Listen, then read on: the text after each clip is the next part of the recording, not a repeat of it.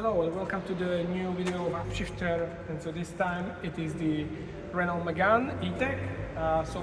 It was quite a brave choice by the Renault not to give the new Mégane the IC engine, but only the electric variant of the car. I've already tested this car once, but this week we want to take it for a trip to see how efficient this car is, because it turned out pretty efficient the first time. So we want to fill it up with people and take it for the trip. But let's have a little bit of a look around the car. So this, of course, is the iconic model, the top of the equipment line. So we have this F1 sort of diffuser-looking bronze thing. By the way, in terms of design, this is probably one of the best-looking cars actually at the moment that I think there is. So we have this diffuser.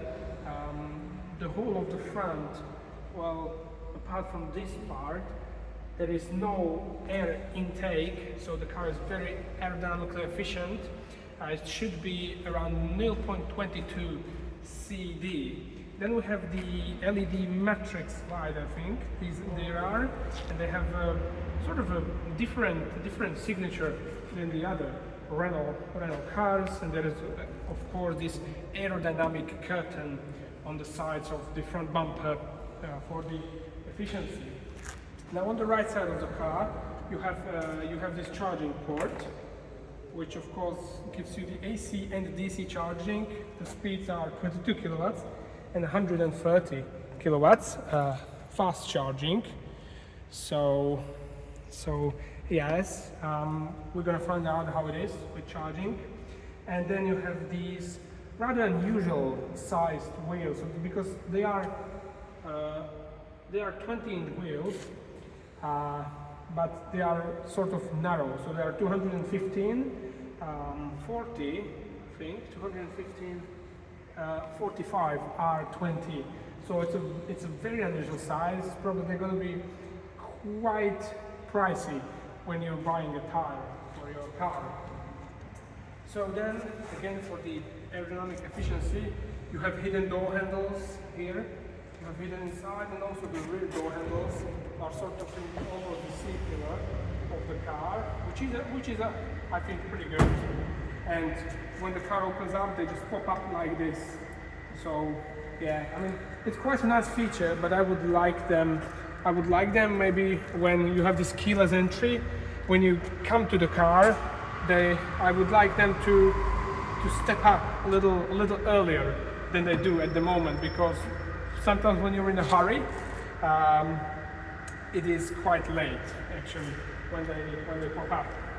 Now coming to the rear of the car, we have this nice and sleek rear lights with really nice design, I think. Let's have a look at it.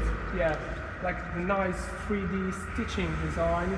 I really do love this design feature.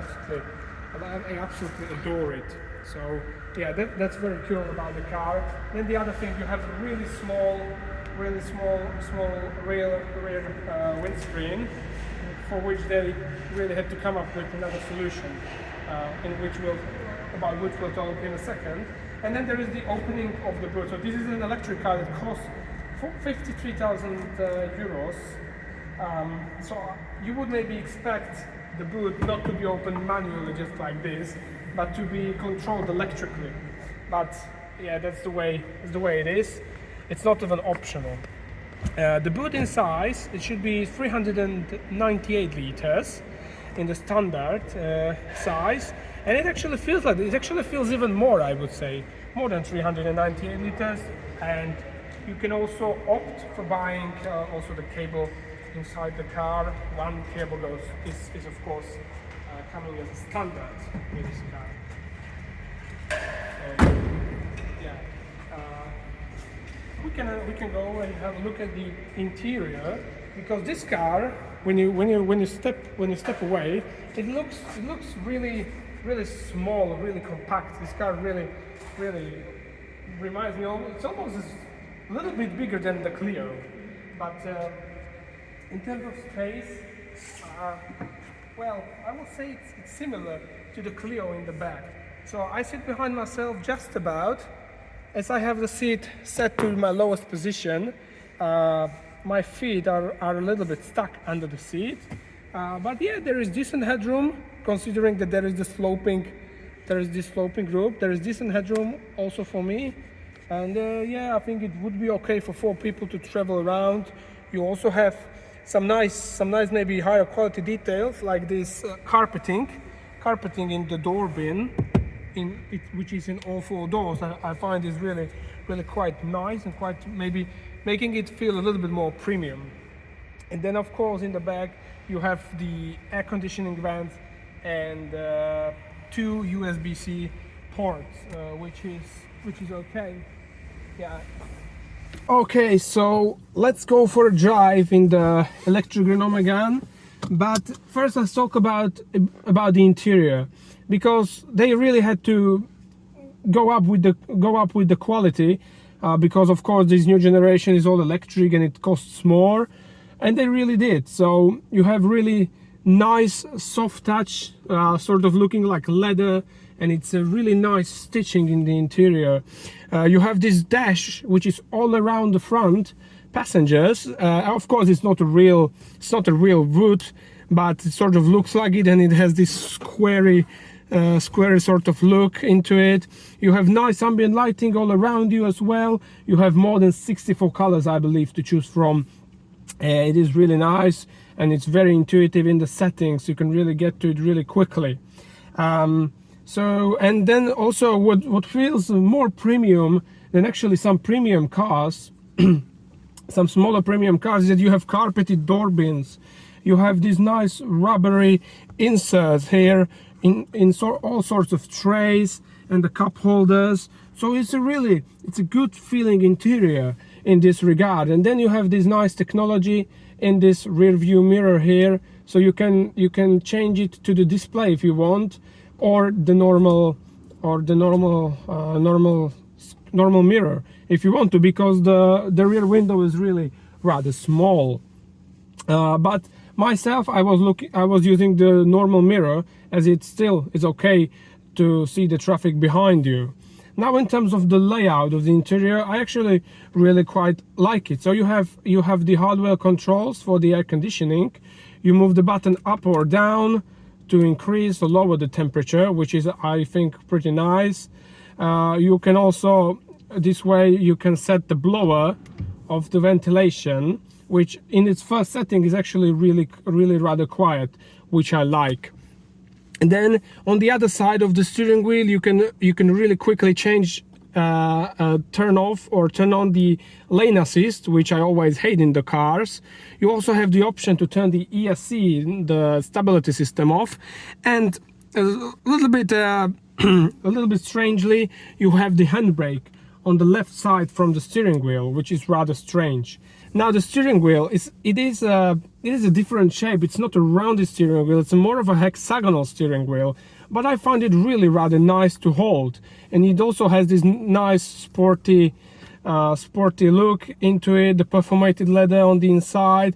It's a reasonable size. It's not too big, it's not too small, it's okay. And you also have these gear shift, no, they're not the gear shift pedals, they are the energy recuperation shifters behind it. They have this plasticky feeling to it. They feel a little bit like a toy, but as it's an electric car, you will actually use them quite a lot in this car. That's it about talking. Let's go for a drive. So I have 55% of the battery now as we're going, and I still have 218 kilometers to go. So, you know, the thing is that this is one of the most efficient small electric cars you can actually buy at the moment. So this car in my country is only sold with, I believe it's 64 kilowatt-hour battery, if I'm not wrong, with a range up to 450 or 460 kilometers. And the Renault is particularly proud that it is the thinnest piece of battery pack in this category, so it takes up the least space, and is of course very well thermally isolated, So, and this gives the battery always the perfect condition to work in, and that also helps the range of the car. And another thing that helps the range is of course the aerodynamics, as I showed you on the outside. So this car has a aerodynamic coefficient of 0.22, which is maybe not the lowest in terms of cars, but it is very decent. It is very decent, yes. So yeah, it is a very efficient car. We will see how efficient it is when you load it up, when I later go for a trip with a few of my friends. Now there is also an app for the car, so you can preheat the cabin or cool down the cabin through your phone. So that's a normal feature.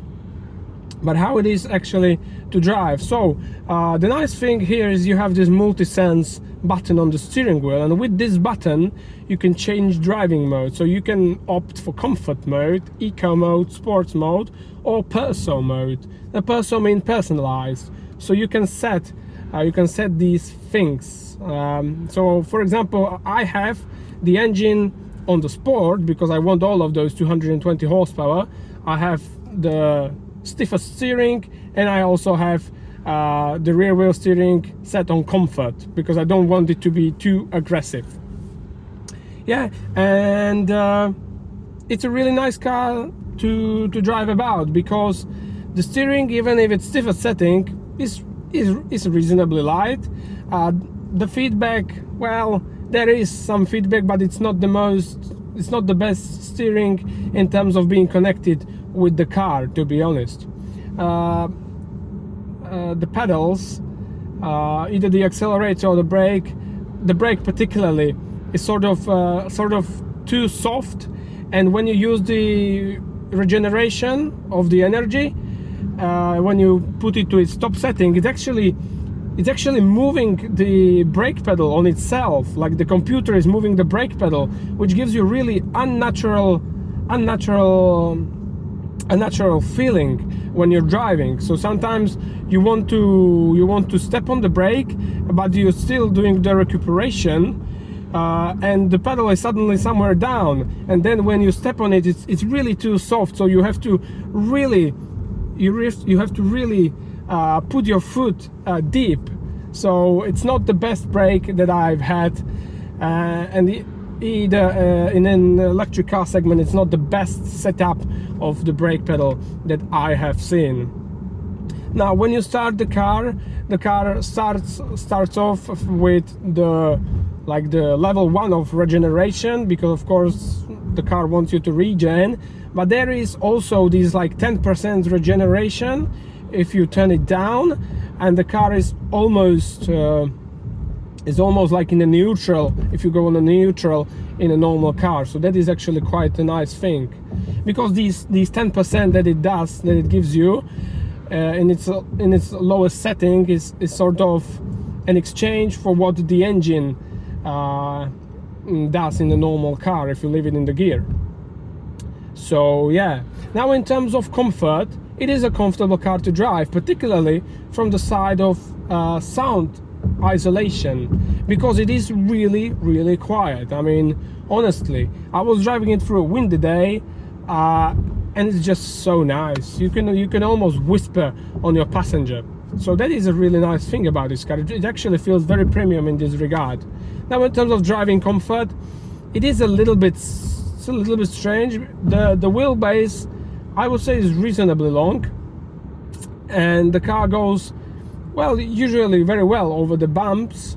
Maybe it's a little bit stiffer on the rear axle, but the wheels are 20 inch. Here we have 20-inch wheels, and these wheels you can feel on the bigger bumps that they are quite jumping a little bit. So yeah, the smaller wheels would better the handling, but then again it wouldn't fit with the design philosophy of the car with its huge wheel arches. So yeah, and the steering, somehow for this car the steering feels to me like maybe too fast for this car. I mean, it's like it's too sudden. If you try to change lanes, or something. It's just like too sudden, the steering input. So now here we have a nice junction, and now let's put those 220 horsepower into work. And I have to say the dynamics of the car are generally very nice. I mean, the sudden pickup there is, of course, with an electric car, it almost feels like if you were sitting in a Mégane RS. But then, of course, the electric cars, they tend not to accelerate so fast. But it's still very nice. I mean, you can drive when you need to accelerate. You're from 90 kilometers per hour to 150 in a moment. Now this is a nice sort of acid here, so let's see how it is in the corner. We're pushing a little bit here. Oh, I have to say, here in these acids, I've seen that the suspension is really holding up well in the corners. There was a nice bit of rotation on the braking, which was okay. The overall stability of the car was really nice. I could really feel the car moving its weight, and it's one of the lightest electric cars you can buy. It's, I don't know particularly, but it's around 1700 kilos, which is really light for an electric car with such a really like sort of a large pack of the battery, because you can get another electric car that weighs 1700 kilos. That's a Mazda MX-30, but it only has a 35 kilowatt hour battery, and it gives you a range of around 200 kilometers. This one gives you 450, like its competitors, the VW ID3 or the MG4, but it weighs just 1700 kilo, and this really makes a difference in the corners.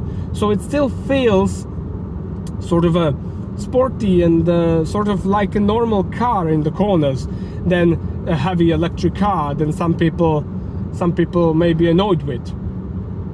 And yeah, the acceleration for the overtaking, even with the full car, it's gonna be great. I'm really looking forward to it. So the power, there is plenty. You do not have to worry about it. In terms of electric consumption, it says, let's have a look. It says overall I did 15 kilowatt hour per 100 kilometers. Now Renault says it is somewhere around 16.2, I think, the average consumption, and this is even lower. So it is perfect, and it just shows you that when you know how to drive an electric car, you can get much lower fuel consumption than the manufacturer himself says. And it's a really low number, because other bigger electric cars, they tend to float in between 19 to 24 kilowatt hours. So this is really efficient electric car. So yeah, and that's probably the biggest reason why I love this car as an electric car, because it is just so efficient. Even though it doesn't have a big battery pack, it doesn't take long to charge it, therefore it gives you decent range. I mean, I've been able to drive in my first test of this car 200 kilometers on the motorway, going 70-80, 200 kilometers without any problem, and that I find really a positive thing. So it's starting to be an electric car that you can actually use day to day, even for longer travels.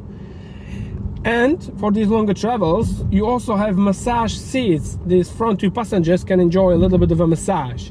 The massage itself, it's not as good as in, for example, the Peugeot, which gives you really sort of a strong massage, but it is there and it can relax you a little bit. You have 3 massages that you can get, and they are all for your lower back mostly. You do not have it on the whole seat of your back, but it's okay.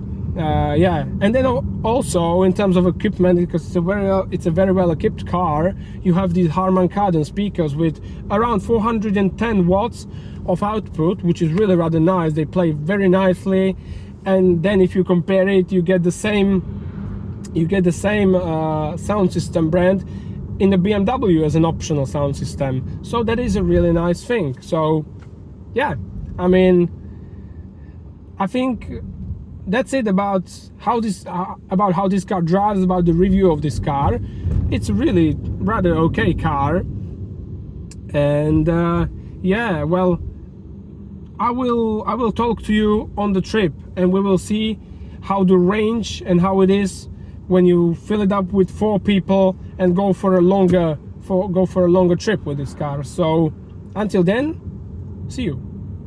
Well, now it's morning and welcome back. So we're gonna charge the car before the trip. So this is the this is the energy consumption up until now, 14.7, which is very good, very efficient. And this is what we are left with after one week of driving in the city with just a little recharge from a 22 kilowatt charger. It's 151 kilometers and 36%. So yeah, let's go and charge the car. This is also another feature of the car. So we have a Renault badge on the road as you open the door, which is quite nice. Again, a little bit of a premium feature. So the Mégane has its charging port a little bit strangely on its side. I actually quite like it. It looks like you know, if you had a Porsche that has a fuel cap on this side, I quite like it. So it's quite nice. So let's use the DC charging, as you can see, and it should be doing at a rate of 130 kilowatts maximum. That's what the car can achieve. So let me just put it there. Okay, so the cable is in, as you can see. Let's start initial charging. In my country, this is the most renowned charging brand. So, and let's see how we charge. So it's preparing for charging at the moment. So this is the fastest charger in town. It should be able to give us up to 350 kilowatts, but the car, of course, can only take 130 of this power. So yeah, let's see how the power rise. 64 kilowatts at the moment. There are no other cars charging in here, so that is going to help us a little bit. We're at 77, and let's see what will be the top speed of the charging. Let's get inside the car. Okay, you have to open it. So let's have a look at what the car says. The car says the charging should take 1 hour and 9 minutes to 100%. And yeah, it's not showing us anything about the speed as the panel over there, but this is really rather useful information, of course. But I actually would like to see the speed of it. So yeah, it's gonna take actually quite a while. I also set the tire pressures. Look, so these are the correct tire pressures for the car, 2.6 and 2.5. So let's hope they will help us on the way. And yeah, that is the charging of the Renault Mégane E-Tech. Now it went down to 65 kilowatts. That's great.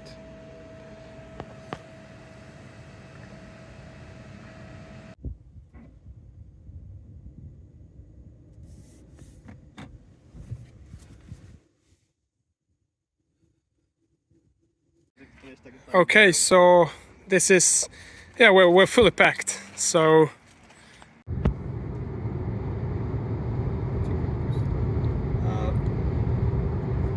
alright, so this is our first charging stop on the trip after 209 kilometers and even slightly more. So this is the new charging station, and it's a hypercharger with 300 kilowatts of power. And so we plugged it in. The very good thing is that today is the starting day of this charger, so we get a first charge for free. And we are currently charging at a rate of 125 kilowatts, so almost the top what a car can take. We came here with 9%, and already in 1 minute we got 2% up. So this is really great with this fast charging. It's really great. Let's have a look at it again. Yeah, here it is, 11%, 126 kilowatts the car is taking. So it's a magnificent charging speed, and the Mégane E-Tech is a really efficient electric car. Considering it only has 60 kilowatt-hour battery, this is really amazing what it does. Okay, so we are now departing from our first charging stop on the way. It took us 1 hour to charge the car from 9% to 100%, and the current range is 326 kilometers on full charge. It's because of the motorway, but we only have an hour of journey to go to the destination. So yeah, it's a brilliant efficiency by the car. I really do love it. We're full with 4 people plus luggage. This is really awesome for such a small battery electric car. So I will recap the journey in the destination.